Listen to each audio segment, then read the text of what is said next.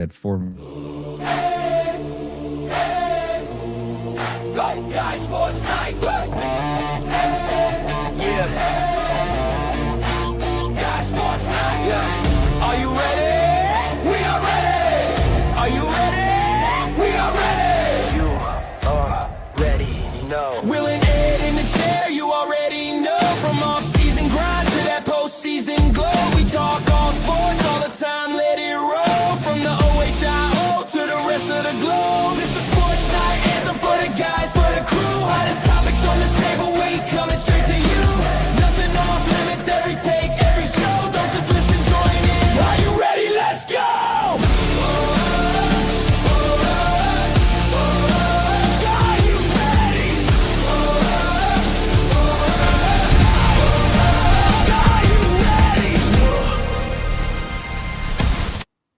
Greetings, everybody. Welcome to the Guys Sports Night. I am your host, Will McEwen, with my co-host, Ed. What's happening, dude? What's going on? Before we do anything, make sure, if you are seeing this right now, that you are liking, subscribing to the show. We just started up the second YouTube channel, which is going to be specifically for Guys Sports Night. And it is called Guys Sports Night. So I made it really easy for you guys to just search it up, like, subscribe. If you're following us from the Guys Night podcast, that's going to be more of the other show. Press the button. Yeah. You better press the button. They better press the button, Will. Press the button. Press the button, guys. Anyhow, guys. I think it's down there somewhere. Wherever it is, just press the damn thing. Either way, yeah, so this is our 11th show, Ed. Congratulations on all our awesomeness as we continue to build this up. And, we were just having an interesting conversation before the show started about the new proposed trade rule by the Cleveland Browns. And it's funny because as we were talking about the Cleveland Browns potentially wanting a rule that allows you to trade 5 first-round draft picks, well, 5 years, up to 5 years in the future, draft picks. We talked about the NBA, who has the limit of, was it 7 years? It was 7 correct? years. Yeah, we agreed on that. And how did the that's what the rule technically said, and how it got started, Will. Yeah, how it got started. Would you believe that it started in Cleveland? Of course. All terrible things lead back to Cleveland. All terrible roads lead back to this putrid-ass city. So the Stepien rule, if you aren't familiar, is a rule that the NBA made where you couldn't trade multiple picks back-to-back years. And the reason that was put into place was because Cleveland made so many bad picks where they traded their 82, 83, 4, 5, and up to 86 first-round picks away for marginal talent. Can you do me a favor? Yeah. List those names off for me if you wouldn't mind. Of who they were drafted for? Yeah. It was James Worthy, Deadlift Shrimp. You're talking about who they missed out on. Yeah, of course. When you traded those picks, essentially, what did you sacrifice? A lot. I know. So let's look that up. In the meantime, I think it was James Worthy, Deadlift Shrimp. What'd you say? Hot Rod Williams. No, Hot Rod, they made the trick, but then also, Oakley became one Charles of those Oakley, picks. So, yeah, they did a great job of trading away a lot of talent. And the other thing is, too, you look at that, like the Oakley draft they had the 9th pick in the year that Jordan came out. Yep. Right. And Jordan was drafted 3rd. So he was 85, actually. I think it was 85. Yeah. It made me think it was 86, but it is 85. Was it 85? Oh, geez. Either way. Maybe it was 84. I got to remember. As sad as it sounds, I don't remember 42 years ago when I believe Michael Jordan was drafted.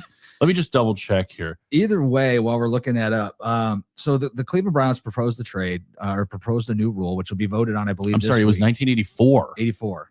I'm sorry. So yeah, the Cleveland Browns, like the Cavs, want to do some crazy trades. So they came up with the idea that you could trade up to 5 years into the future, which I think has a lot of merit and benefits to it. I think everybody was looking at it like, oh, we could get 5 years of first-round picks for Myles Garrett, or we could trade 5 years of first-round picks for the quarterback that we need next year. Right. But ultimately, I think the benefit of that is really staggering those first round picks, right?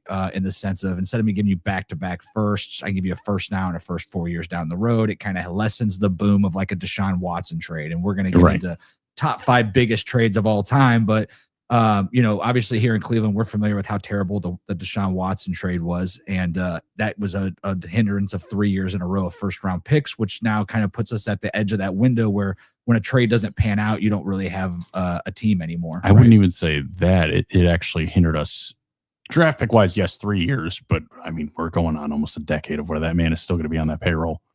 Yeah, of course. And for you guys listening, please like and subscribe. If you're watching on the new channel, Guys Sports Night, make sure you absolutely subscribe to that. This is the first time that we're going live on that. But excuse me, either way, we're talking about. Are you okay? Yeah, dude.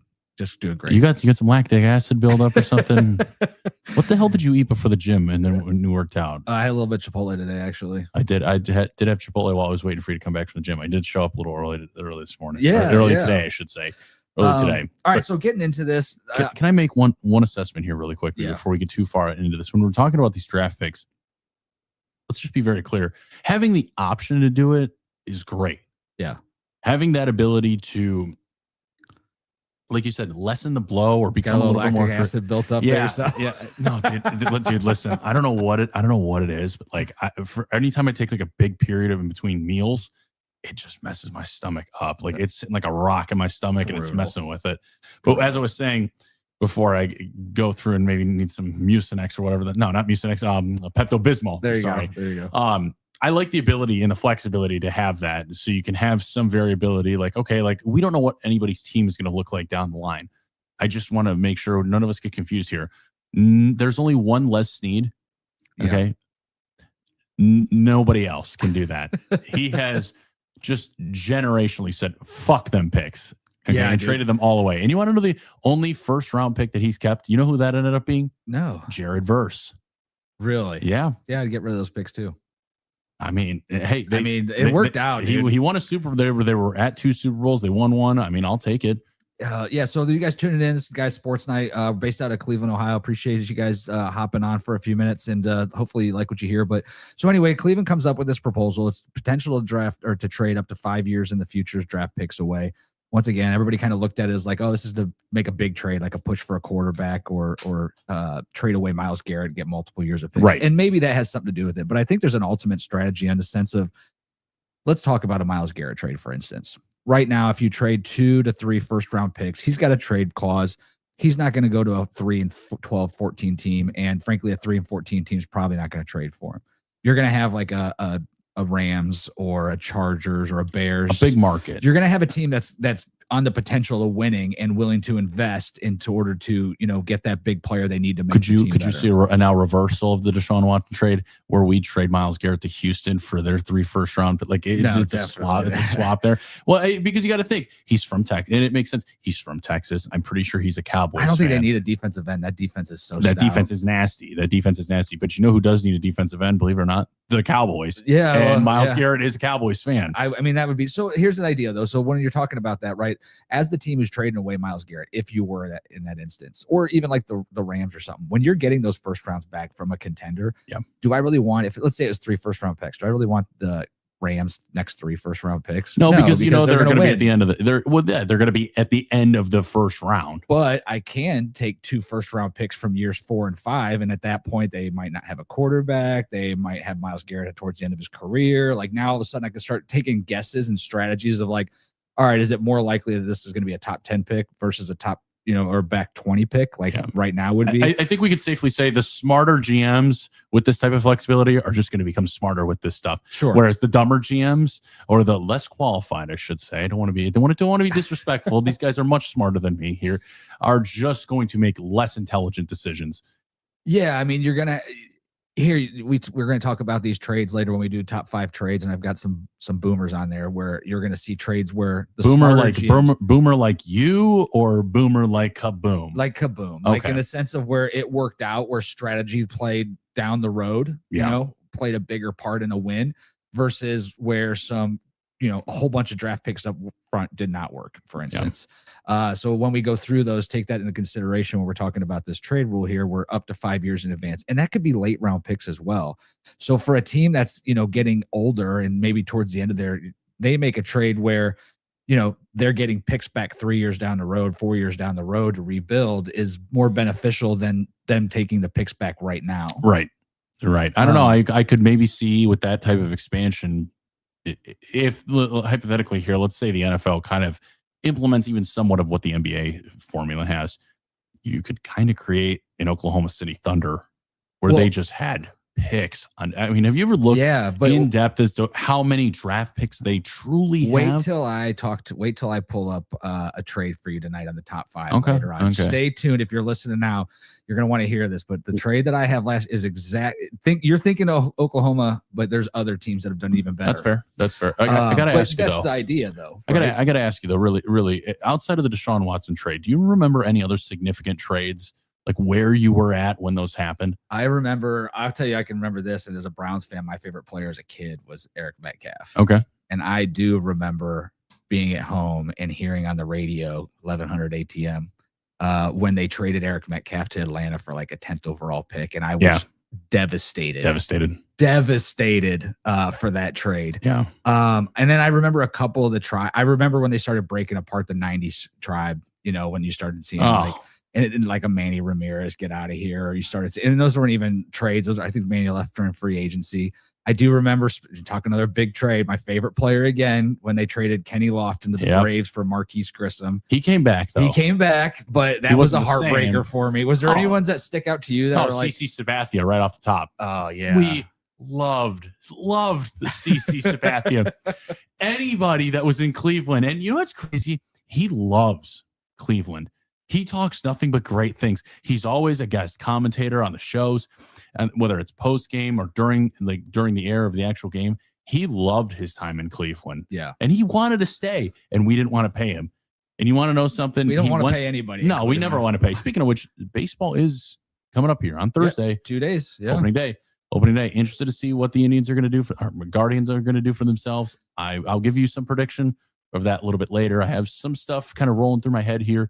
But yeah, CC Sabathia easily. Watching him leave, Cliff Lee going off to the Phillies, broke my heart. Yeah. I'm a big fan of pitchers. I don't know why. I just like them. I just like pitchers in general. I think they're just a unique breed of athlete. They're just different. They have a different function, like a different way of thinking out about everything. It's some take everything just like page by page and just analyze everything possible. Other pitchers are just like, fuck it, dude. I just want to throw hard. No curveball, no changeup, nothing but fucking gas. Speaking of hard, why don't you hit that like and subscribe button really hard for you guys listening? You might be catching us on the new channel. We just broke apart the Guys Night podcast and Guys Sports Night. So they're on 2 separate YouTube channels. Help us get that subscriber count up. I think we're just under 4,000 on the regular Guys Night podcast, but with Guys Sports Night, we were at 1 as of today when we started the channel. Let's go. And comment below if you've got a big trade in Cleveland sports or your hometown sports team, like you remember where you were at and who it was that got traded and how you felt about it. I remember the Deshaun Watson trade. I remember where I was at. I know. Actually a marriage counselor. I know. You talk about that story pretty significantly. How many times have you brought that story? Probably up? 3 times that we've talked about Deshaun Watson now. But there's nothing worse when you're a young kid and your favorite player gets traded away. And anymore, it's so more likely to happen. I think that's the guys. This is truly when boys become men. Is when their favorite sports player gets traded on their team, because at that point it's like you have to deal with your emotions. Yeah, this unspoken bond of like player and fan, and there's nothing spoken between them. It's just this invisible connection, invisible emotional connection on completely one-sided by the fan, and then they're gone.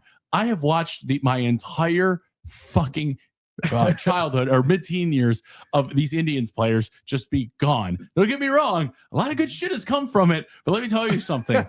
There's a reason why I take high cholesterol pills at 27 years old, and it's because of that bastard owner. It's so funny because it has such a dramatic impact. You got to think like it still works me up. I remember my first Browns jersey was a Metcalf jersey, and then like when he's gone, it's like, do I still wear it or do I not wear it anymore? I think people at this point will have to call it a throwback. I mean, yeah, and it's funny though because like you go to Browns games and you see all these like jerseys that are like 10 years old. It's like they're grown men that still haven't like given up on the fact that like at one point in time they thought that Brady Quinn was going to be the quarterback of the future. I refuse to get a new jersey. I think let me. And they're $100 now. I mean, they used to be like $40. Bro, I'm sorry. I don't care if the player gets traded. I'm ride or die with him.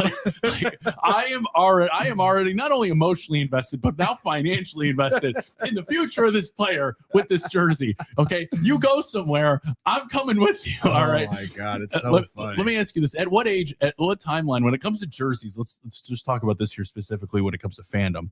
Jerseys go from, oh, sweet, they're brand new to, oh, he got this a couple years ago, to, oh, wow, this person's too lazy to upgrade their jersey, to, holy shit, what a throwback. I think it depends on your age. Because like when you're a kid, you wear your jersey to school. Yeah. We're excluded. We're talking 18 to 36. Grown ass man, dude. My Browns jerseys might make it out of the closet 10 times a year. Yeah. They're only because I've got a couple that I rotate through. I got Garrett, I've got Ward. I do have my wife has a Beckham Jr. Oh God. And then Njoku. I got Njoku actually 2 years ago before the Houston playoff game. So what about those guys that get the custom jersey of the player that we just acquired? Yeah. Like the 19 Joe Flacco jersey. I'm like, bro, we just got him an hour ago. How do you fucking have that? How about all the people that got Flacco jerseys and then he goes out to Houston and lays a fucking egg in the playoffs? Man. And it's like, man. My favorite is there's an account, and it's actually Zach Meisel. So he's a beat writer for the Guardians. Sorry. I'm saying Indians. This is my fucking podcast too. Okay. And he will have people tweet at him when it's hashtag random jersey sighting. And he'll find the most random jerseys that are at Progressive Field. And he'll literally go, oh, so-and-so number 52 played on the Indians from da-da-da-da to da-da-da-da. Most significant portion of his career was this in this moment. I'm like, how the fuck do people buy these jerseys? Like for example, like Josh Donaldson was a massive star in the early 2010s. He won an MVP in 2015. He was an all-star third baseman. We brought him in here in 2019. I swear to you, I still see that jersey to this day. He played a quarter of a season here. The end of his career. Yeah. And then he went on to the Twins, Yankees, whatever, and so on. But he made a pit stop here in between that because he was a free agent. And I still see that jersey around today. I'm like, that's so funny. I'm like, how'd you find that? Why are the owners selling that jersey? Clearance item. It has to be. So anyway, I mean, do you think this is going to get approved? I think the owners meeting is either this weekend or next weekend. So hopefully now does the NFL PA have to step in and make that decision as well? I believe it's hold on one second. I'm gonna look it up, but you're good. I know any decision like that. I feel like the NFL PA and the NFL owners have to make a decision on that. Yeah. Which I don't think it doesn't really affect the players too much. So yeah, they'll actually be at the owners meeting and is where the rules get played on. And then to know that I don't believe, and then 24 out of 32 teams have to vote in favor. And I think there's actually two. I believe the Steelers also made a request for a new rule. And I can't remember what it was, but how do you think the league's going to vote on something like this? Why not? I think so too. Now, you remember last year, the Browns, and it's funny because these both play into like my scenario for this season, but the Browns also last year made the proposal, to take the trade deadline from week 8 to week 10, and they compromised and made it week 9. I don't mind that. No. I'm just saying though. So now week 9, you get a longer trade deadline. This year you get more trade capital, and it kind of has that feeling of like, all right, if you're Jimmy, do you say at week 9, blow it up, get as much as you can, trade as many picks as you can next year in order to get a quarter? Like, you know what I mean? Like it like plays into that scenario. I think that's why it got so much hype that the Browns trade deadline isn't even half the way through the year. Right. Like I think at this point, the NFL, we can honestly agree here. At some point, the NFL is going to have 20 games in the season. Oh, God, 20 regular. That's a lot of games. I don't think they will. Maybe they would. Mean, dude, we're going to be at the game. point where we're going to have football 7 days a week. I think this year they're going to have a Wednesday game. I don't know. But they're all app exclusive. Like they're all like you have to, and let me. But because of that, they're adding $20 million salary cap every year. Yeah, but let me say this. When I want to just take this moment here really quickly. Fuck the NFL for that bullshit. Okay, there's no reason a normal individual like myself. I'm not some I'm not some super high up upperclassman. I'm just an average or upper class societal member, whatever. You guys know what I'm saying here. But I'm just a plain old middle class. Why the fuck am I paying $300 for 5 different subscription services just to watch the same fucking game? Well, I would imagine that plays into getting YouTube's NFL app. You get all the games then, right? But then you got to pay like $400 for the year. I don't know. It's but so even confusing still, now. it's like you have to go through 8 different hoops just to get to the same thing. Yeah. Like at this point, people went to see. Here's the problem: people went to streaming services because it was significantly cheaper than what the cable companies were charging for that. Well, now we're at the point where nothing wants to be on cable and it's cheaper than all of these streaming services. Like, I'll tell you what I watch. I watch How I Met Your Mother. I watch Family Guy. I watch The Sopranos. And I may start watching The Wire and Everybody and Always Sunny in Philadelphia. Those are 5 TV shows. That's a lot of. That's some interesting TV shows. That's quite the selection you have. I like a little bit of diversity. I'm currently on my fucking Sopranos game, motherfucker. I love Sopranos. Dude. It's a great show. I watched. Did you watch the? Oh, wait till you get to the last episode.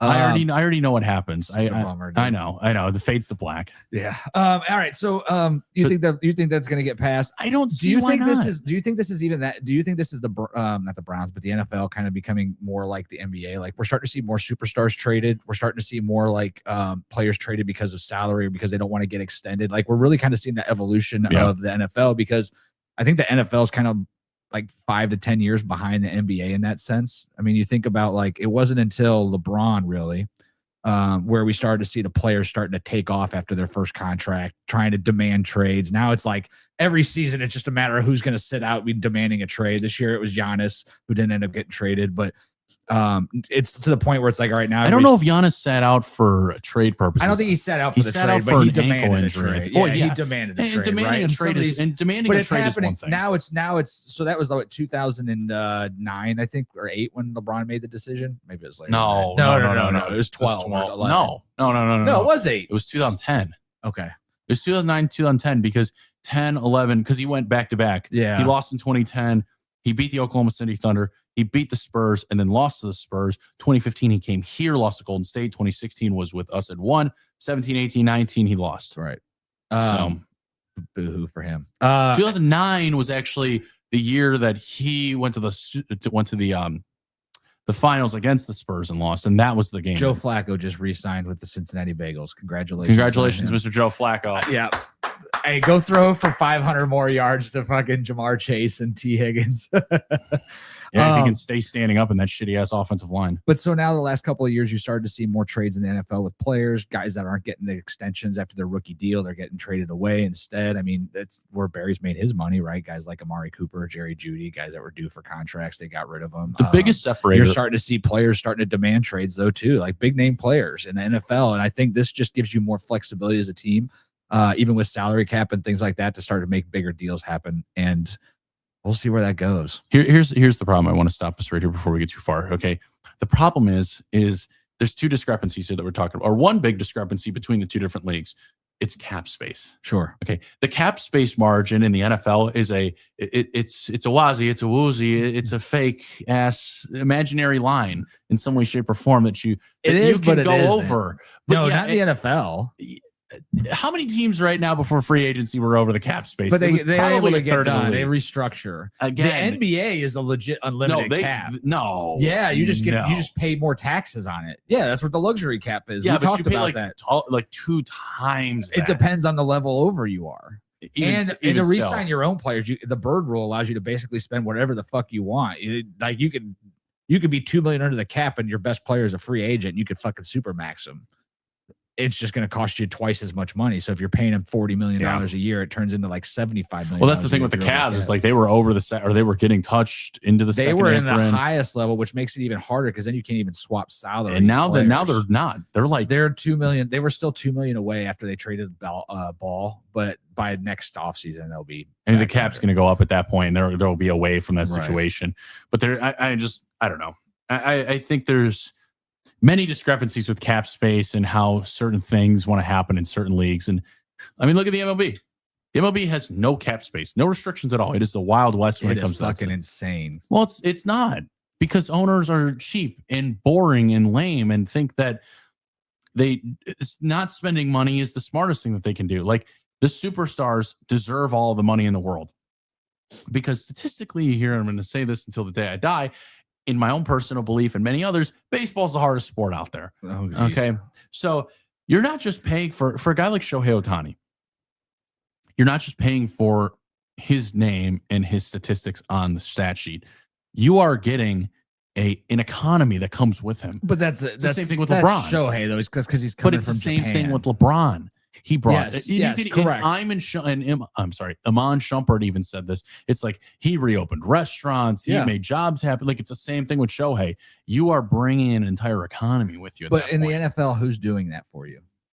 I don't really think anybody. I think it's led by honestly, it's the what have you done for me recently type of league, because it's Pat Mahomes and Joe Burrow. And but Mahomes hasn't gotten a contract extension since his $500 million contract. But that's that was like 5 years. long. That was so long ago. He's 30, dude. He's gonna be 35 when that thing's up. So what? But I mean, I'm just saying that's a low price. Can you believe contract, Mahomes has been in the league almost 10 years? Yeah, dude, I can. It's because 17 was his rookie year. Yeah, it's crazy. That's just crazy, dude. Like we're watching a career unfold in front of us. But here, let's talk about contracts real quick, because we just talked about the supermax for an NBA player, like Giannis, 4 years, 275. Right, is what he's going to be at now. Yeah. Now this is a guy who's one of the top 5 players in the league. He's an NBA champion. He's an NBA MVP. He has all the statistics and everything to back it up. Jackson Smith-Njigba just got a 4-year, $168 million extension yesterday. $42.15 million. $120 million guaranteed. Yep. He is getting FU money from the Seahawks to be a receiver who's he's not on the Calvin Johnson fucking level. I mean, he's a great wide receiver. Don't get me wrong. I don't want to give him any shade. He was killer last year. It's 1A, 1B, 1C for Jamar Chase, Justin Jefferson, and Jackson Smith-Njigba on any given. Maybe 1A, 1B, 1C, 1D with Puka in there as well. There's 4 guys run the show. Yeah, but you could go to each one. Like Justin Jefferson, though, it doesn't matter who the quarterback is. He makes it happen. Jackson Smith appears to be the same way. And then there's some up and comers too, but yeah, it's just a lot of money though. And I think that will feed into when we talk about, these teams that are willing to trade receivers, like hoping that, when we get into the mock drafts, like talking about Brian Thomas Jr. being available, Marvin Harrison Jr. being available. Right. These are teams that haven't gotten a lot of production in that first 2 years. And at the end of this year, they're going to have to make that decision where they're basically going to get nothing back for them, because everybody will know they'll be a free agent the following year, or they're going to have to pay them 30, 40, $50 million a year at that point, because every year the contracts get more and more crazy. I mean, let's just look at it this year. You have to look up what Pat Mahomes' deal was, but I think it was a 10-year, $500 million contract. That's exactly, I think, what it was with like Tyler Lindenbaum just got $27 million a year to play center. Okay, but that's also an overpay. It doesn't matter. That's what the league justified. It's not like I bet you the Browns were offering him 24, and he's like, I got to take the extra $3 million. It's like, or 22. Like either way, offensive linemen are going to be at $30 million a year in the next year or two. So it was a 10-year, $450 million extension. With the Kansas City Chiefs in 2020, the valued up to 503, running through 2031. The 2026 restructure converted 54.45 of his salary into a bonus, reducing his 2026 cap hit to $34.65 million, while creating $43 million in cap space. Okay, so his base salary is $1.3 million, and his restructure bonus is $54 million. So Patrick Mahomes, arguably up until the last couple of years, the best quarterback in the league by far, right? You could say. I don't know about that. That's why it's called arguably. He's on the train of regression. Possibly. We'll see what happens. The statistics. Either way, Patrick Mahomes getting $50 million a year. There's 4 offensive linemen right now getting $27 million a year. He's also won 3 Super Bowls before the age of 30. So what I'm saying though is offensive line versus quarterback. Yes. We're talking, they're at $30 million right now. Yes. We're talking wide receivers are getting paid. Jackson Smith is about to get paid, probably as guaranteed money, more money than Patrick Mahomes in the next couple but that years. was also 6 years ago. I know, but I'm just saying that just shows how insane the market is changing. We're talking about, like, let's look at the best contracts in the NFL even 10 years ago and how marginally they were increasing year by year. Yeah. Now, I mean, teams are going to have 4 players on their team, a wide receiver, a defensive end, and a quarterback making $50-60 million a year. That cap, it's up to 340, I think now. I want to ask you this. Okay. Just like any economics, there's a bubble to everything. Of course. Where does that bubble pop in the NFL? I don't think it does. That's why they just keep adding new games. I don't know. I don't know that the bubble pops. The NBA hasn't popped. Baseball hasn't popped. Yeah, I understand. Baseball doesn't have a bubble like that, though. It's different. Really? Because their viewership is tanking. Actually, every year. their viewership has gone up significantly. You're looking at a couple of teams. If you have a Japanese player on your team, yeah, you're more likely to increase because you're getting revenue from some Japanese. That comment's a little redacted. We're going to get redacted. Yeah, it's not redacted. I'm redacting that comment. I'm disavowing that comment. I'll prove it to you right now with one statistic. Okay. 2024, 2025 World Series, 15 plus million viewership. Okay. 2023, what do you think it was? I don't know. 9 million. Okay. Year before that, what do you think it was? I don't know. 9 million. 2020, what do you think it was? I don't know. $8.5 million. Okay. You know what the difference is between all those years in 2024 and 2025? Significantly more people. Shohei Ohtani and the Dodgers made the World Series in both those years. Okay. You're also talking about the biggest marketed team on the planet. That's exactly. But it's also, listen, if the Dodgers were in the World Series 10 years ago without Shohei, they would not be getting 15 million views because the Yankees were in one of those championships before that, and they didn't get the same. Well, when was the last time the Yankees won a World Series? It's not about when the last time they won. It's how many they've been in. Okay, how many? Either way, viewership for the World Series has literally been cut in half since like the early 2000s. I'm going to do some research and come back to you on that next week and talk to you about that then. Because I think significantly different. I think that the number has just rose and increased.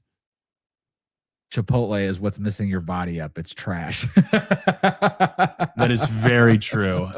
That is extremely true.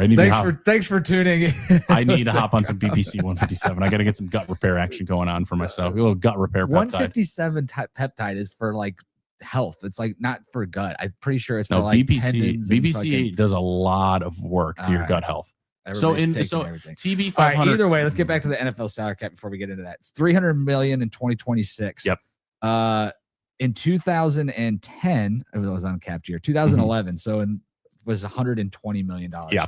So really, in 15 years, it's almost tripled in value. But it's also gotten triple the amount of expense as well. Going to a fucking NFL game. They've added an extra game. Yeah. They've increased it's because that everybody's like if they come out with a Wednesday night game, I think they are right. Netflix is going to buy that. They're willing to pay whatever the fuck because Netflix can. And I still won't watch it. Netflix can buy you 10 times over. It's like ridiculous what they're spending money on. Hey, speaking of buying, we'd like to buy lunch. So like and subscribe to the channel. If you're new to the channel, make sure you subscribe to the New Guy Sports Night channel. If you ever want to come on the show, talk sports with us, just email us, sports@guysnight.com, spelled with a K. And we'd happy to have you live tune in with us and talk a little bit about whatever's on your mind, sports related. What would we do if we had a guest? Probably the same thing we're doing right now. Okay. All right. That being said, we've kind of tailed off here a little bit. Let's get into the draft. Got a couple of different things we're going to talk about. We each got our mock draft 3.0 coming out this week. I'm interested to see what changed on yours, if anything. Not a lot changed on mine. I'm going to be honest. The only thing different is I went 7 rounds. I still think that the best thing for the Browns to do is to turn number 24 and number 39 somehow into 2 receivers that are already playing in the NFL. Brian Thomas and Marvin Harrison are number 1 and number 2 on my list. I don't think that they're going to happen, but that's what I'd like to see happen. And maybe if that trade rule comes into effect, it makes it a little bit easier. We can give them like a second now and like a fourth a couple years down the road.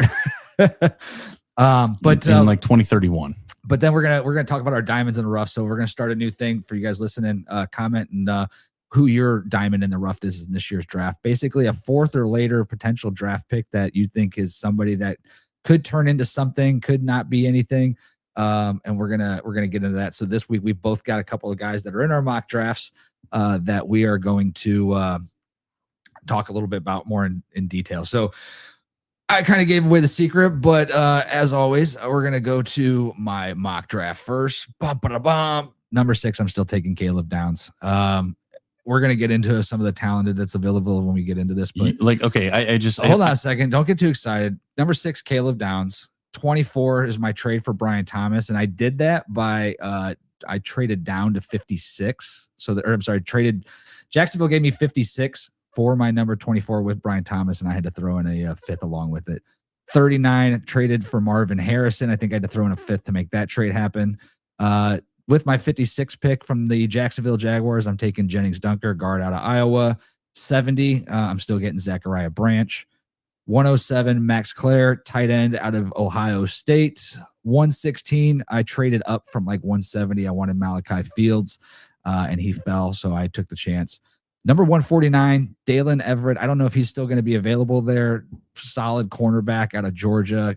Good size to him. And then I took another cornerback at 248, Damani Jackson. Stay tuned to see which one of those two players is going to be on our USC before that, actually. Really? So stay tuned. We're going to do a little projection on one of those two players. You'll see who my gem of the week is. But yeah, I mean, this is where I'm thinking that it's at. I still think the trade for 24 and 39. Now, the difference this time is I don't have a tackle in there. I've got Jennings Dunker. He's a good guard out of Iowa. I mean, he just looks like he fits the part. I've seen that man. He has that mullet, and it's like that dude just looks like he belongs to. Do you remember Steve Everett? It's probably before your time. Used to be a center for the Browns. Had the same mullet. It was. I remember great. Brian Bosworth. Yeah, he had that sick design. Yeah, but he wasn't a Brown. No, but I remember the mullet that he had. Mullet. When a guy look at Palomalu, great hair just means great football player. Yeah. Like if you can grow a head of lettuce, you can pretty much be good at anything. Definitely.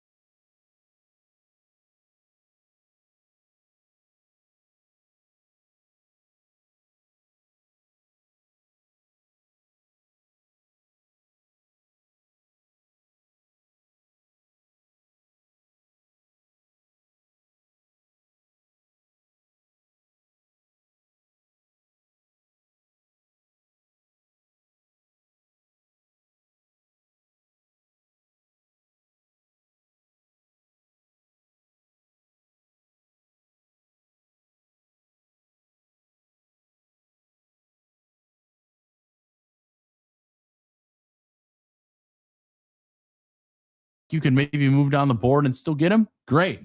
I didn't do that. Again, I'm just focusing on what is there in front of me. And what was in front of me was Carnell Tate was gone. Arvell Reese was gone. David Bailey was gone. There were a lot of players that we already pretty much knew were gone at that point. All right. Hey, and Kelbell, appreciate the comment. I do have a tiny chub for Max Clare. I don't think he'll be out of the league by 2030. I'm kind of surprised you feel that way, but he's a great player. But you know what? I've been wrong before, and we'll see what happens. All right. So number 24, this is a pick I have not seen yet. Chris Brazel, the second. Yeah, Brazel. Tell me a little bit about Chris Brazel. He's just a good athletic freak. I mean, he played a lot of great college ball. He's got a lot of good stuff. Where's he from? I want to say he's from Louisville. Okay. Nope. I'm wrong. I caught myself here. I'm sorry. That's Chris Bell. Okay. Chris Bell is from University of Louisville. Chris Brazel, I think, is from Oklahoma State. Gotcha. If I'm wrong. So be it. I was watching some wide receiver tape this morning, so I'm a little fuzzy. So I haven't seen him projected this. I haven't seen either of these two projected this early, so I'm a little surprised. You got them both here coming early. Where did this come from the draft? Was somebody that you really wanted gone at that point? Yeah, and it was Omar Cooper Jr. So you couldn't find another receiver out there, David Boston? I just don't think he's that quick. I mean, he doesn't do much for me. His route tree is very limited. At 6'4", he runs a 4.5 flat. It doesn't do anything for me. He's not, very vertical, or he's really just a vertical wide receiver. Gotcha. Okay. I want to see more out of Brazel. I think if he gets in a good system, I think he can actually do that. Okay. Do I think he's going to be, I want to preface this really quickly here. Do I think he is going to be the number one wide receiver on a team? No, but I think everyone would be happy if you had a super solid supportive wide receiver too. Okay. All right. Number 39, you got Emmanuel Pregnon. I have on my big board last week. I still like him. I think if he's there, hey, why not? Tevin Jenkins has injury history, and Zion Johnson sucks at guard. We don't know that. No, we do know that. We had 4 years of him. He just was a first-round draft pick, and the Chargers let him go. Why? Because that offensive line sucked. All right. The Browns overpaid. Davidson Igbinosun. Good luck with that one. Igbinosun. I feel like the cornerback room needs to get a little bit younger. Why not? Okay. It doesn't hurt to have more cornerbacks in the room. Again, Denzel is going to be at that age where he can get injured even easier than he already is. Sure. Has a multitude of concussions. He could really, I think he's only like one concussion away from having to actually hang it up. Wow. So, I mean, that's very possible. I do think that cornerback's a spot that's kind of sneaking in up on us. A guy, again, and this is my philosophy here, it's if a guy is there that you like, whether it's a massive need or not, go out and get him. Yeah. David Igbinosun can play a super solid corner. He's 6'2", he's 198. He's a dog. I watched him all season and I like him. Same thing here with Max Clare. I love him as a player. I think he's really, really good. He fits that typical tight end spot that I don't think Harold Fannin does. Okay. Harold Fannin to me is Travis Kelce light. I do think they're going to pick up a tight end. I know they just signed one that's going to be more of Jake a blocker. Stoll. Yeah, I think they're still going to find another blocking tight end out there that's still got enough athleticism. They're going to miss David Njoku. I know that he had some drops, but he also had the ability to still catch the ball. He still was he can high point the football and take it over at the top of anybody. And he turned out to be a really great run blocker. He's one of the best. He was one of the top 10 tight ends that could run block. I think they're going to miss that. So 100%. they're definitely going to have to fill that spot. 100%. All right, Jake Slaughter, center out of Florida. Again, I mean, definitely a position. You can never have too many good offensive linemen. The only thing that you've got a ton of offensive linemen here, and obviously they just spent they just signed 4 offensive linemen. So I don't know if they're going to go up this many. Who's Tanner Kozul? I don't know. So tight end out of Houston, 6'7" kid is nasty. I'm not going to say much more on that. I just would say watch the tape because he's got some super solid stuff. He's got good bones. Like, you look at a house. Sure. It's not a house. You buy a home, or I'm sorry, you buy a house to make it your home. Tanner Konzel is a guy that you draft. He's a good tight end. And he's got good form overall to be a great tight end. Now you put him with a good coaching system, he's going to be a decent tight end. Fair enough. All right. Next up here, you've got Caden Curry. I love Caden Curry. Super high motored defensive end, just nasty. He actually had 11 sacks. I mean, dude, it's hard to tell where he's at because he played on a defense that had Sonny Styles. You had he was very overshadowed by all the other talent. You had Reese, Styles, Caden McDonald was on that offensive line as well. Downs, defensive line. I'm sorry. Igman knows that, dude, it's a lot of talent on that team. So I mean, this is the smallest big name out of that Ohio State defense that I think could make a huge impact. Now, overall. Here's the thing. I mean, I looked. Well, we're going to talk about who you're shocked, and then you got Jimmy Roller, who's a linebacker out of Michigan. I have no idea. Super high motor kid. If you got to watch him play against Ohio State, the kid was all over the field. He's awesome. I hate Michigan. Fuck Michigan. Okay, I don't care what anybody says. I'm an OSU fan till I die. But Jimmy Roller, great linebacker. So before we get to our diamonds in the rough, one of the things that you brought up high motor a couple of times, and I'm interested to see if you had to pick best player out of this group and bust out of this group, who would it be? So I got David Bailey, Sonny Styles, Arvell Reese, and Ruben Bain. Okay. You said David Bailey, Sonny Styles, Arvell Reese, and Ruben Bain. Bust, Hall of Famer. Ruben Bain is the bust. Wow. The arms. It's so funny how that measures is a up. Serious thing though.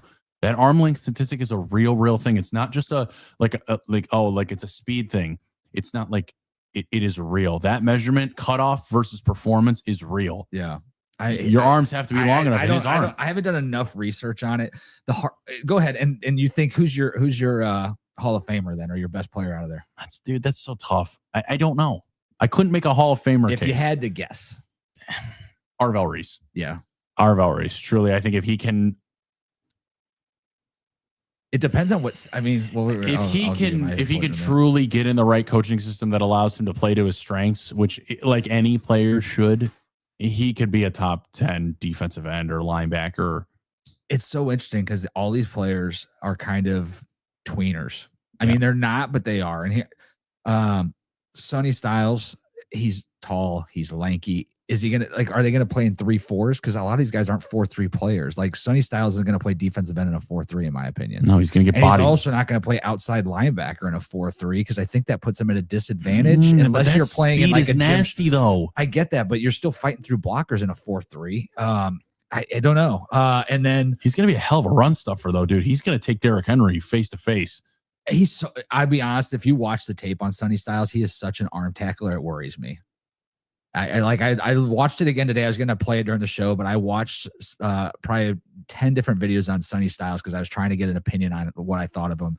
And he is such an arm tackler. He very rarely butts up head to head when he fills the hole. He always comes in an angle, even when he's out in the flats. And he does have a tendency to get dragged because he doesn't have the size. He doesn't have 270 on him. He's, I think, 243 and something like that in the mid, 6'4", right? 6'5". So I don't know. We'll see. So if I was going to go with, you think his workout is going to overshadow the fact that he still has flaws in his game? We just talked about a guy that I was obsessed with calling out of college, Isaiah Simmons, which he did just sign with somebody last week or the week before. I don't remember who it was, but I think it was it Packers? No. Either way, he was the same kind of player, right? In college, you can play safety at that speed because you're not going against Justin Jefferson in there. You're not going against, Jackson Smith. But then they can also come up front and play defensive end, outside linebacker, because you're not going against 6'5", 370 tackles with NFL skills. Right. You could be going against a left tackle that looks like Humpty Dumpty out there, and he just falls on his ass every time. You know what I mean? Like, And that's another hard part about watching all these guys on tape, because they're showing Sonny Styles highlights against Grambling State when Ohio State's up 35-0 at the half. Like, that doesn't do anything. Like what's that showing? It doesn't do anything. Right. This is, you know what this is? Those matchups, and I love highlighting those matchups because it is literally the 9th grader that came back to the elementary school he just graduated from and is bodying every single kid. It's your stat builder, right? If you don't get 3 or 4 sacks and a couple of tackles for loss against them to pad your stats, like, you're just not doing it right. The one person that stuck out to me, as far as I'm starting to like him more and more, and it's going back to how I felt during the playoffs, college football playoffs. Ruben Bain, I know you say those short arms are an issue, but he has some of the best moves and best hands when it comes to. I'll have to rewatch that tape then. Yeah, I watched against Ohio State. I watched against Indiana. He gets through and off the block so well. I think that between him and Arvell Reese are going to be the 2 best players. I think Arvell Reese is going to be the best player. It really just depends on where he ends up at, because he does play so well off the ball. But is a team going to put him on the defensive end spot and make him just rush the passer? I was pretty frustrated with Arvell Reese's performance in the national championship. Definitely. Against Miami. I'm sorry. That really pissed me off. So that's when you take those 2 players side by side, Ruben Bain and Arvell Reese. Okay, well, when the big game mattered, who did better? Now, I didn't watch a lot of Ohio State football, but I know that a lot of people downplayed Ohio State's offensive line, said it was because Tegra Shabola's ass. But at the same point in time, Ruben Baines was all over the field against Miami or against Ohio State. He was all over the field against Indiana. Yeah. I watched him play against Texas A&M. Dude was just always in the backfield causing hell. I think he might be the best player out of this group. And you know what? And I'm not saying on the right team. Yeah. Not going to play. I don't know. He could be Brandon Graham and be a guy that gets 3 to 5 sacks, but against the run, he's dominant. Can we stop here for 1 second and just mention this? Just because they play a position right now does not mean they're going to play in the NFL. 100%. Like Ruben Bain, he could maybe lose 30 pounds and start playing off-ball linebacker or Sam. I don't think he's going to do that. I think he's going to be you're talking hypothetical here, sure. Just for the sake of the argument. Let's not get too far down the list here. I really do want to get to some March Madness stuff with you. So, I don't want to rush bust you. for me is going to be Sonny Styles. I think the best player out of that group is going to be he's going to be a bust. I'd put money on it. Okay.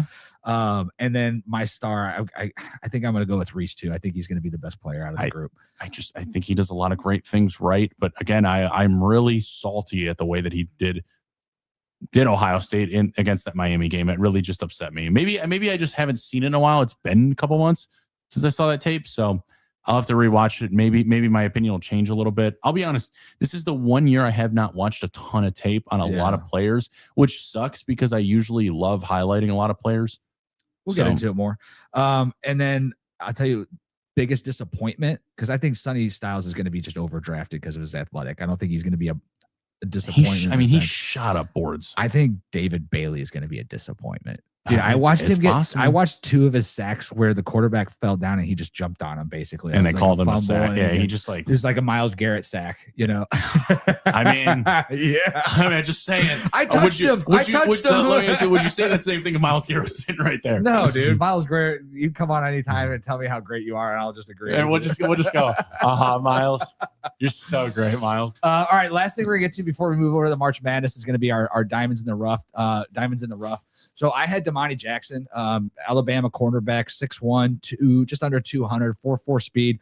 This dude was a 5-star recruit. He's actually the number 9 overall recruit out of high school that went to USC, and it just did not come together, dude. A lot of struggles, never maintained his starting role.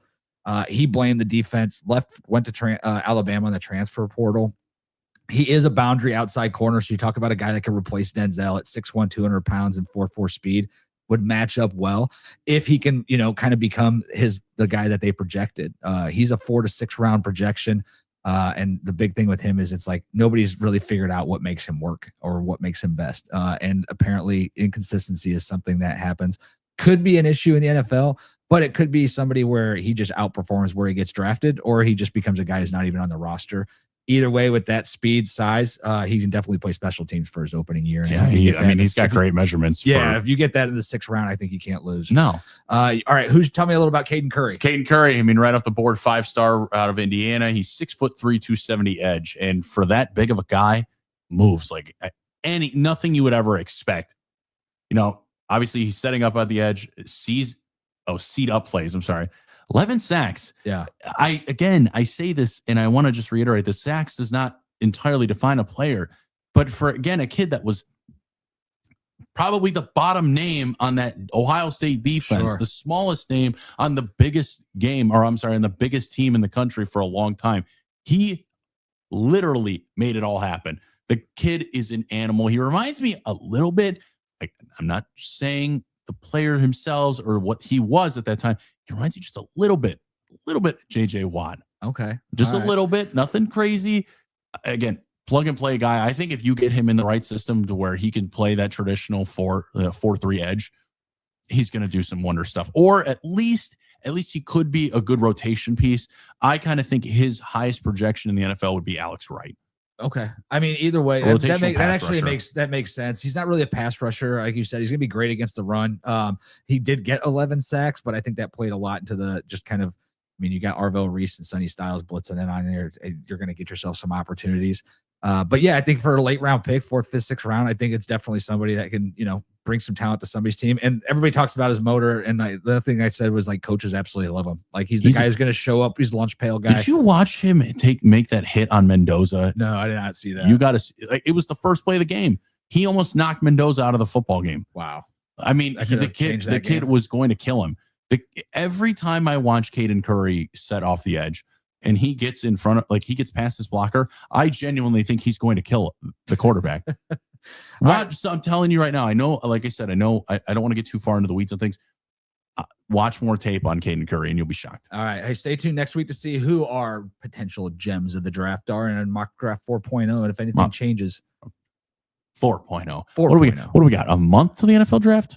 Yeah. Are we going to do a mock? We're going to do a live show right here. We should have a show before, like a pre-show. We'll start early. Yeah. We'll start early that night, see how many guys we can get down here to make their draft picks, and we'll have everybody like kind of select to be a team or whatever. And then we'll do a little live draft before. You do realize the draft is for one night is like 4 hours long. It's such a good time though. And you do realize I don't work. Time.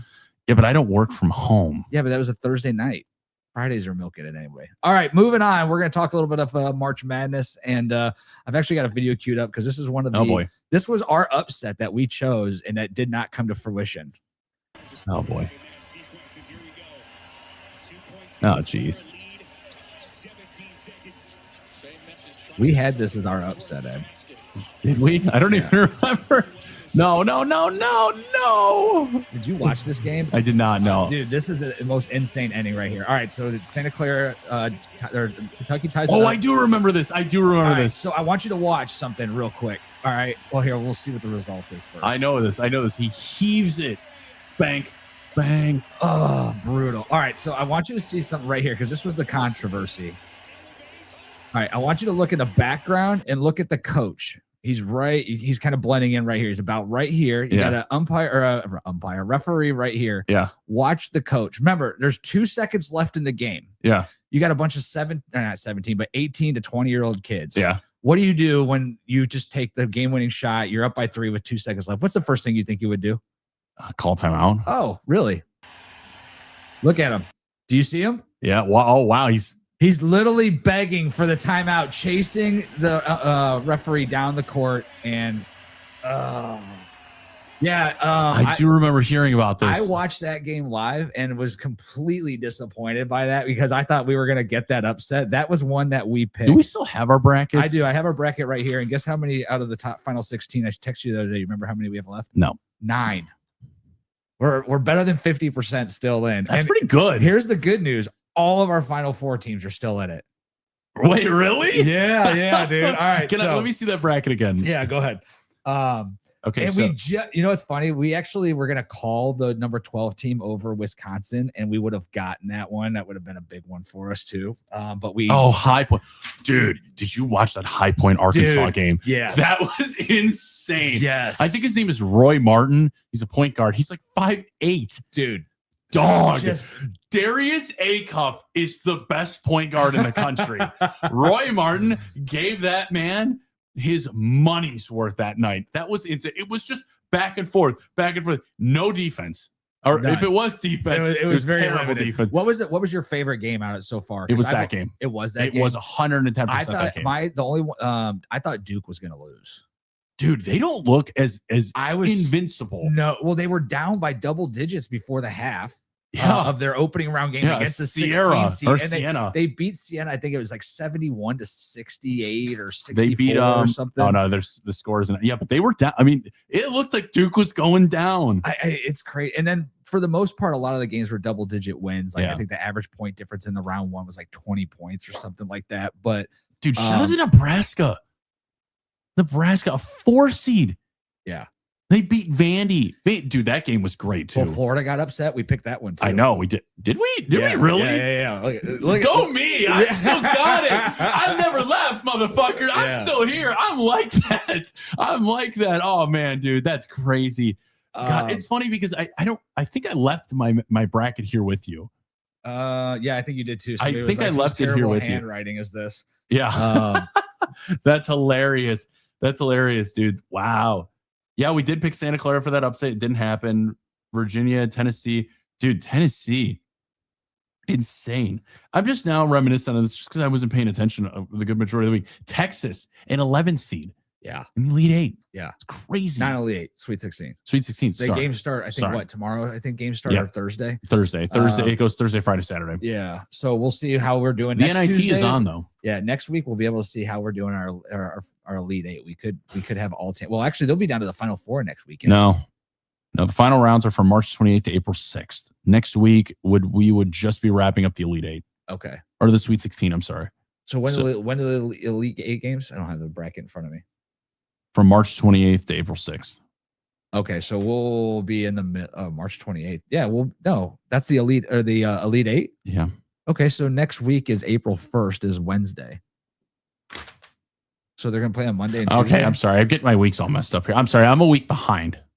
I'm messing all my whole fucking. All right, so yeah, Saturday, March 28th and March 29th are the Elite 8 games. That's crazy. We'll know who our Final Four is if we still have 4 teams left. So shout out to freaking Guys Night Podcast. Let's hope we can, if we guess all 4, we did it live too. That's just fucking sick. Yeah, I haven't watched a fucking ounce of college basketball all year. The only team that I actually care about wasn't even in it, which is USC. I do like UNC. I love North Carolina basketball because there's just something about that freaking blue. Dude, you should have cheered on for High Point then. Dude, they blew a fucking 20-point lead and fucking ended up getting smoked. Like Roy Williams is probably like, I could have done that from my fucking wheelchair and fucking done a better job. Like, and then the coach afterwards just sounded like a schmuck. If he's still the coach next year, I wonder if I could find that fucking. I'd be careful for someone that doesn't watch college basketball. Be careful who you're dissing. I don't know who the coach is for UNC, but I'd be watching your mouth. It's Hubert Davis. So all right, here, let's see if I can get this. It's perfect. He was the one. Because during this time of NIL and transfer portal, having a kid as accomplished as Seth to stay at one school for 4 years. That shot was made by the perfect person at the right time. He's deserving of being remembered forever.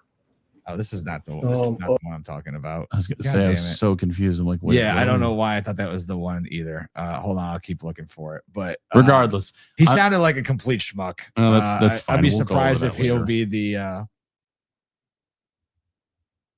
I don't really see any coach if they go pretty good into this tournament. They're no coach is going to lose their fucking job. I will say though, no, they lost. I understand that, but if you're still in March Madness and you lose, you're not going to lose your job as a coach. Dude, you know how long Houston's head coach has been coaching for? Who? Houston's head coach? I don't remember his name. He's been doing this for like almost, I think, as long as you're alive. Like, I'm just saying. The guy knows how to win. All right, let's see if this is. I still think Dennis Cox, 99 on the Fan and Raleigh. Hubert, why did you go to just a 6-man rotation in the second half? Because that was my decision. Dennis Cox, 99 on the fan in Raleigh. Hubert, why did you go to just a 6-man was my rotation? decision. Did you Well, sense that your dude, team got fucking a little bit Arkansas tired does the there? same thing. I did not. Calipari runs like a 7-man rotation. Didn't feel they were getting tired. Gave up 20 fucking points. Hubert, why did you go to just a 6-man rotation in the All second right, half? Either way, fucking huge disaster. Embarrassing for fucking North Carolina to blow that kind of fucking lead and gets, spooked out of the fucking That's tournament tough. early. You hate to But see it. yeah, so hopefully, we end up doing well. I had some other points too. We talked about High Point, talked about Duke almost losing the Kentucky game, which There was really complete isn't. disappointment. There really isn't a Cinderella. No, who's left? It's I think if you were going to call one of them, it would be It'd have to be Texas. who beat Florida. They're still in it. They're a 9 seed, I think. Who beat Florida? Top left. They're in. Oh no, bottom. You're saying bottom left. Iowa. Iowa beat Florida as the 9 seed. I guess so. Yeah. I mean, if you're going to call it, I don't think there's anybody less than or a lower seed than them. No, the 11th seed. Yeah. So I swear to you, Texas. Texas is the 11th seed. yeah, And they're okay. still in it. They beat Gonzaga. Yeah, they played Tennessee, right? No, they play Purdue. Purdue. I'm sorry. Yeah. Or I'm sorry. No, they beat Gonzaga too. Yes. Texas beat BYU. Texas beat Gonzaga. Now they're up facing Purdue, which I personally think they're going to get their cheeks slapped. We'll see what happens. Yeah. But other than that, I mean, that's pretty much it, man. So I, as a casual NCAA fan, I kind of watched like 3 games. I watched the Duke game. I only watched like the last 5 minutes. It's kind of comforting just to know that like you could turn that on and just like any sports channel you go to. Yeah. Well, it's basketball. Yeah. So we'll see this week. I'll probably tune in this week because I want to see actually what happens with the Elite 8 and the Final Four if we're going to get into it. But this is where it gets really interesting, right? Because there's still upsets. There's still teams. I mean, you could have a Texas, you could have an Iowa. One of these teams beat, one of these top 1 teams that get knocked out. So we'll see what happens. I hate to say it, but this is a Cinderella story. But if Nebraska goes deep, like seeding wise, they're not what the traditional Cinderella story is. But Nebraska's good. Yeah. Fred Hoiberg, former Bulls coach, knows what he's doing there. Yeah, for sure. He's a dog, and that team is ran really efficiently. Yeah. So I still think UConn's winning it all. Yeah, 100%. Okay. Dan Hurley's got this. He got this shit locked down. He was built for this. Let's see what happens. All right, we're going to transfer from that. We talked a little bit earlier about the WBC fallout. So yeah, Team America, dude, fell a run short. That game was last Tuesday when we were actually starting the shows or ending the shows when it was starting. I watched it through, I think 6 innings, and then I was like, this just doesn't look good. And yeah, they ended up losing 3-2. They didn't score. I have it written down here. The last 5 games of the tournament, they scored 3, 6, 5, 2, and 2 runs. Would you have ever imagined a team that's got Bryce Harper, Aaron Judge on it that they were going to score 2 runs? Not only that, I mean, you had Bobby Witt Jr., who's a 300-plus hitter and shortstop. You had Gunnar Anderson, who was doing well. I mean, you had some players that were doing well throughout the tournament, but man, they could not score more than 2 runs. Not against the Shohei Ohtani or what's the other pitcher from they weren't going against what I would consider like the lockdown pitchers. But what's your thoughts on it? Don't cry. It sucks. Yeah. It sucks. It's tough. It's brutal. It really sucks. Well, do you got to wait 4 more years? Or are they going to do this every year now? No, they're gonna do it every 4 years. Is it every 4 years? Follows the Olympics. Okay. So, yeah, it sucks. I don't like it. It's not enjoyable. I don't enjoy watching my team get beat the brakes off them.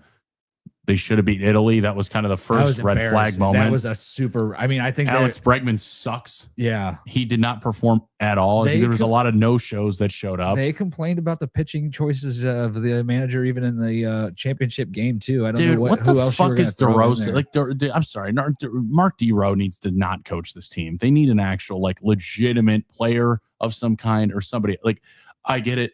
Listen, Mark DeRoe, like DeRosa, great guy. Very smart when it comes to his baseball analytics. The players love him, but he's not a manager. Yeah. Okay. There's a reason that he's on ESPN every couple of days. Okay. I'm sorry.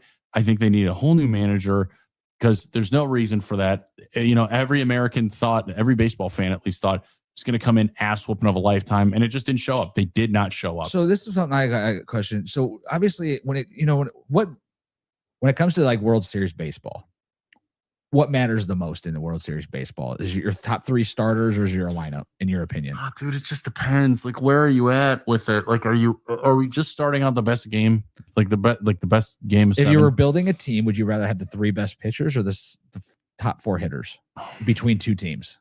What does the rest of my team look like though? It doesn't matter. I would say you want your pitching, because your pitching is ultimately going to be the decision factor. If you lose 1-0, your pitcher pitched a great game. Yeah. If you lose 5-4, your pitching still showed up a little bit, but it fell on them and your hitting couldn't catch up still. Yeah. I mean, I have to say that, first of all, I mean, hitting could go right or wrong.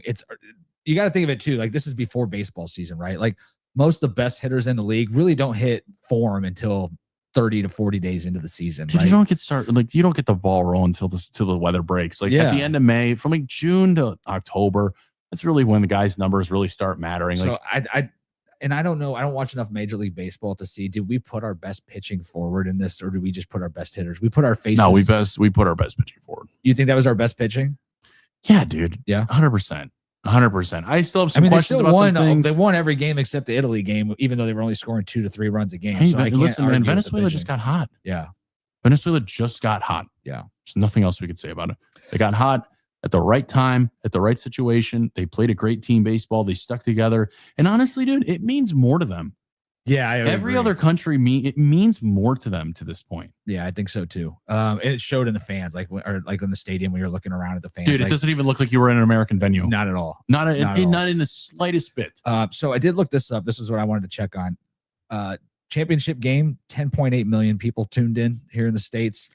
Last time in 2023, it was less than 5 million. So they doubled viewership. I think it only means that it's going to become more and more.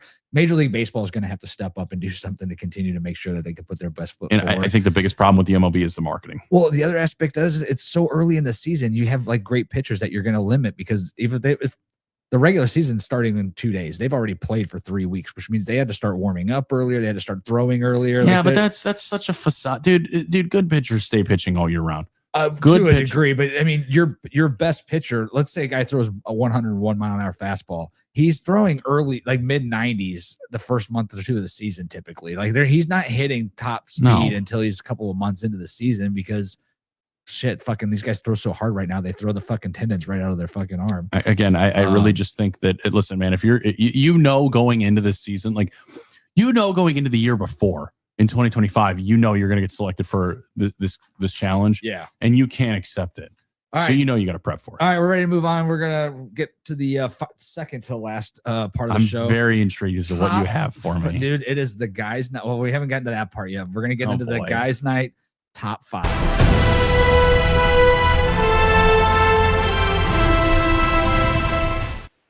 Love it, don't you? Here, let's do it.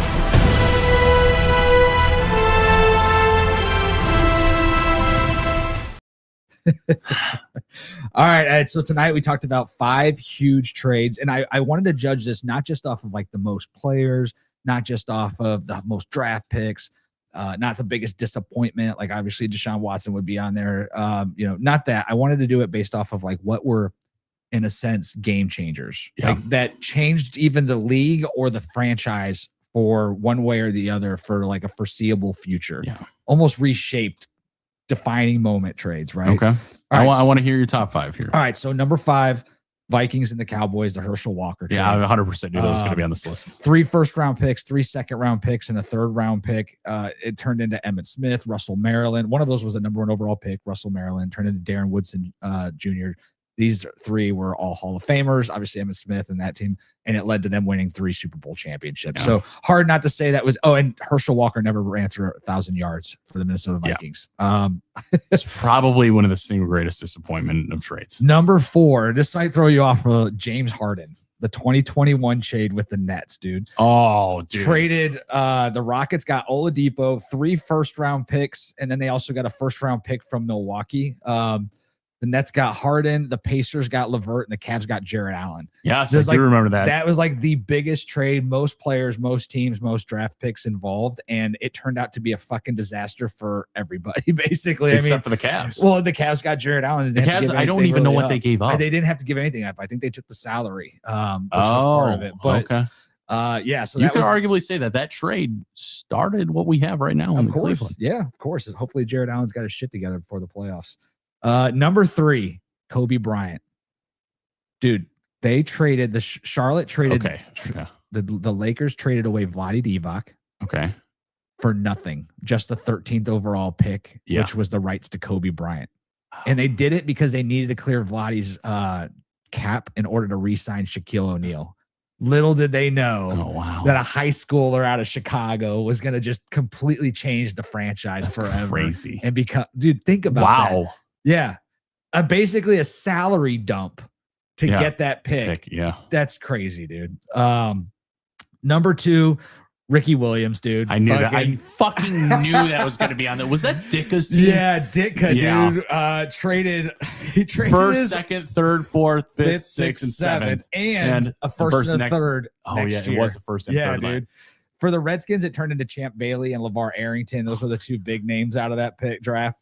Ultimately, though, nobody won because New Orleans didn't. Actually, the Redskins didn't win anything, and then New Orleans and Ricky Williams spent his time fucking. Can I be honest with you? I'm gonna level with you. I didn't even know Champ Bailey played for the Redskins. What? I didn't know that. The greatest fucking corner of that generation. I associate him with the Broncos. Yeah, well, because that's where he won a Super Bowl. Well, hence why I associate him with the Broncos. Sense. All right, are you ready for the number 1 fucking trade? I'm really interested to see this. This goes back to what we were talking earlier. So those who were tuned in earlier when we talked about trading for future draft capital and being able to split it up and how important it was. Boston Celtics traded Kevin Garnett, Paul Pierce, Jason Terry to the Nets. Another terrible fucking. They needed a Nets rule for 2014, 16, 18 first round picks and a 2017 ability to pick swap. Jaylen Brown and Jason Tatum. I knew it. Jason Tatum came out of that pick, dude. That leads to Boston winning another championship. They're probably in line for it this year. So yeah, and Grant and Garnett were at the end of their careers at that point. They did absolutely nothing. Dude, that was one of the worst trades I've ever seen in my life. That was right after Boston beat us. I think that was right when the New Jersey Nets moved to Brooklyn. Yeah, they changed like their whole franchise look and appeal around and everything. So it's funny because we talked in the beginning of the show the Stepien rule, which is the NBA's ability not to trade back to back. Right. And the reason that happened was because the Cavs owner was the worst owner, and the league had to review his trades before he could make them. God forbid he was here for longer than 3 years. But ultimately, that's what prevented it. Now you look at the Nets trade. We just talked about their trade for Harden. We talked about their trade with the Celtics. They have not worked out. There's the time they went for it with Kyrie. Like they have tried to put a big 3 and a big 4 team together and win and buy a championship. In reality, they just need a big 2. Cannot do it. They cannot do it, man. They do have a big, hold on. They do have a big 3. You talking about now? Yeah. Yeah, but are they big 3 enough to win? Who do you, when I say big 3 for the Celtics, who do you think? No. I thought you were talking about the Nets. No. I'm thinking of, I'm saying the Celtics right now. No, and that was another part of that trade. Actually, one of those draft picks went for Kyrie Irving. Yeah, that was, didn't work out. Could you imagine if Kyrie Irving was on this team with Jason Tatum, freaking Jaylen Brown? Like, he was. They should be winning so many championships. Bro, do you not realize that trade is he was only there for 2 IT. years. Yeah, but he was only there for 2 years. Yeah, but it was Jason Tatum. It was Jason Tatum, Kyrie, and Gordon Hayward. That was that big 3 because because how that trade got set up, because it was Kyrie for IT, some accessory pieces, and so on. That was the first game of the season when D Wade was here, like when D Wade was in Cleveland. God, I forgot Gordon about Hayward broke his leg in Cleveland. Yes, that's right. Or he broke his ankle. It turned to the side. That was big like 3. The end of Hayward too. Yeah, it was. Yeah. Well, I mean, dude, you got to think. I mean, he was in the league for a long time. He was a baller, and his time in Boston just didn't work out. But that ultimately, shattered his career. Yeah. So that was tonight's guys' night.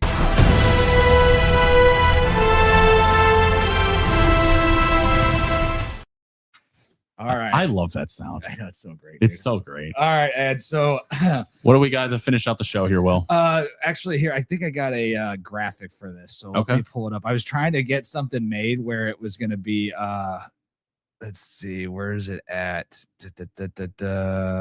Gosh dang it. Did I not freaking? Don't tell me you didn't save it. No. Ed sacrifices. Oh, there it is. Ed sacrifices. What is Ed sacrifices? This is the new segment here at the end of the show. Welcome to Ed's Sacrifices. All right, Ed. now? All right, Ed. So would you trade 5 years? Would you sacrifice 5 years of sex and trade them for 3 Cleveland championships? You get to pick the teams that win the championships. Wow. Yes. It would all be the Indians. I don't care. 5 years and no sex for 3 Indians championships. I couldn't have sex if I even tried most of the time. So this fits in right with how my love life is shaping up to be right now anyway. So yes, I would 100% sacrifice 5 years of sex. All right. The next one I got, would you trade your dog for Pat Mahomes? Wait. You get visitations when Pat Mahomes is in town and they're playing, and you get guaranteed 2 Super Bowls out of Pat Mahomes and the Cleveland Browns. Would you trade your dog? Nope. For Gigi? Nope. No. My little baby Gigi is not going anywhere. So for those who don't know, I have a wiener lab. She is literally the face of a black lab, the color of a black lab, the body of a wiener dog. She's definitely entertaining. And she is the fattest thing on the planet. And I love her to death. No chance of trading her. All right. Would you sacrifice all good food and trade 1 year of only eating dog food for the Cleveland Browns to go completely undefeated and win the Super Bowl? Fuck no. Fuck the Browns. You did say you're trying to lose 30 pounds, though. I mean, that'd be a quick way to do it if only eating dog food. Dog food. We'll let you get the canned stuff.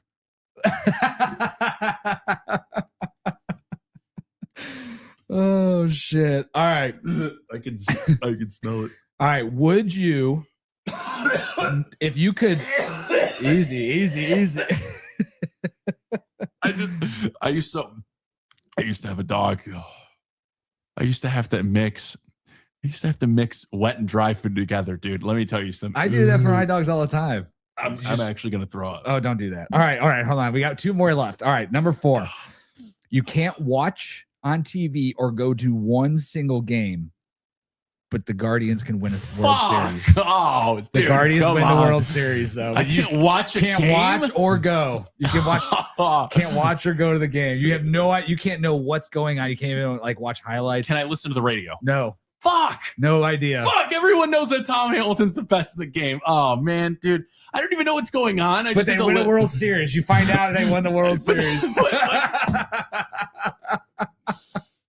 It's for the betterment of the team. Yes. Being a team player.